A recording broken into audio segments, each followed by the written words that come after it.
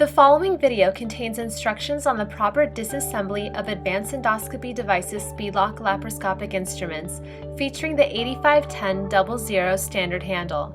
For instructions on care and handling, visit www.aed.md/IFU. AED Speedlock laparoscopic instruments are comprised of three parts: an insulated shaft, a jaw insert, and a standard handle. To disassemble your Speedlock instrument, first fully extend the handle. Then, hold the blue lock nut and turn it clockwise to unthread the shaft.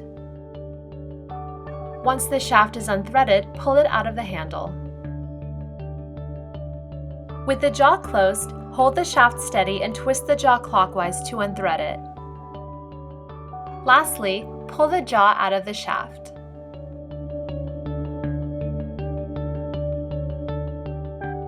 If you have additional questions regarding the reprocessing or care and handling of your Speedlock laparoscopic instruments, please contact us at sales@aed.md or visit us at www.aed.md/IFU.